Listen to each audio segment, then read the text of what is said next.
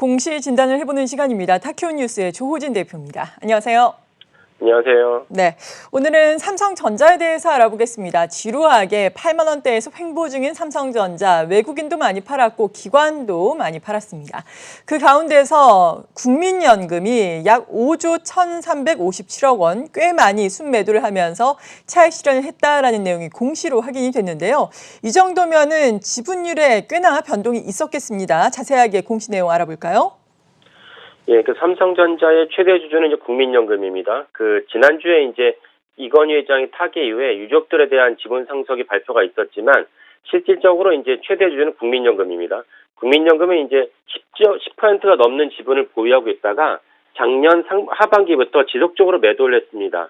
매도한 이유는 국민연금의 국내 주식 비중이 너무 높다는 원래 설정한 수치보다 높기 때문에 기계적으로 매도하기 때문입니다.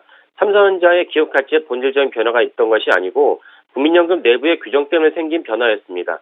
근데 사실 이게 낡은 규정이었는데 이 낡은 규정을 이제 작년에 엄청나게 전체적으로 삼성전자뿐만 아니라 코스피 전체가 엄청나게 폭등하지 않았습니까? 그 때문에 이제 거기에 대해서 국민연금이 순발력 있게 대응하지 못해서 생긴 이유입니다.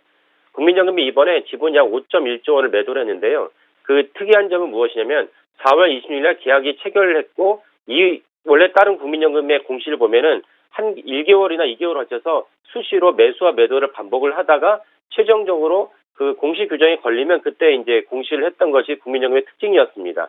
그런데 지난번 2달 전에 이제 공시를 했을 때 국민연금이 삼성전자 지분을 10% 이하로 내렸기 때문에 거기에서 어떤 공시 규정에서 다르게 적용되는 이유도 있습니다. 어쨌든 4월 26일 날 하루에 이제 전체적으로 삼성전자 지분을 매도를 했는데 사실 이날 4월 26일 날 전체 주식을 매도했다고 볼 수는 없고 계약 체결일이 4월 26일이고 그렇다면 4월 23일이나 그 전에 3거래일 이전부터 이제 주식을 거래를 했다가 4월 26일 날 계약을 체결했다 이렇게 볼 수가 있습니다.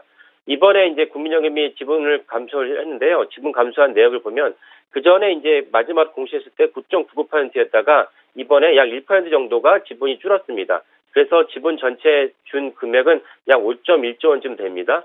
이에 따라서 국민연금이 이제 이렇게 지분을 많이 매도했으니까 더 이상 국민연금이 삼성전자 지분을 매도하지 않겠느냐라는 이제 추정을 할 수는 있지만 그렇지도 않을 수 있습니다. 그 이유는 무엇이냐면은 국민연금이 4월 6일 날 갑자기 이제 회의를 수집을 하면서 그다음에 언론에다 발표한 것이 무엇이냐면 국내 주식의 허용 한도를 상향했다 이렇게 발표를 했습니다. 근데 국내 주식 허용 한도를 상향했지만 실제로 운영한 것은 별개일 수 있다라는 것이 이제 이번에도 알려진 것이죠. 그러니까 국민연금이 4월 6일 날 갑자기 긴급 회의를 수집을 해서 언론에다 발표를 하기를 국내 주식 허용 한도를 상향을 했지만 실제 운영과는 다르다는 것이 무엇이냐면 좀 전에 말씀드린 대로 국내 최대 시총을 자랑하는 삼성전자 지분 같은 경우도 4월 26일 날 매도를 했다고 발표한 것이거든요. 그러니까 4월 6일 날 국내 주식 허용 한도를 상향했는데도 불구하고 4월 26일 날 혹은 4월 23일 날 실제 거래한 것으로 추정한다면 삼성전자는 여전히 매도했다고 볼 수 있습니다. 그래서 국민연금이 국내 주식 허용 한도는 올렸지만은 실제로 운영과는 별개다 이렇게 볼 수가 있겠습니다. 참고로 삼성전자 지분 변화를 살펴보면은 삼성전자의 지분 변화는 2018년 11월 이후에 최저 비율입니다. 국민연금의 보유 지분이.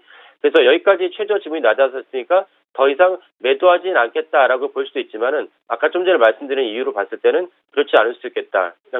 그런 의견도 있습니다. 여기까지 공진단의 타키온이었습니다.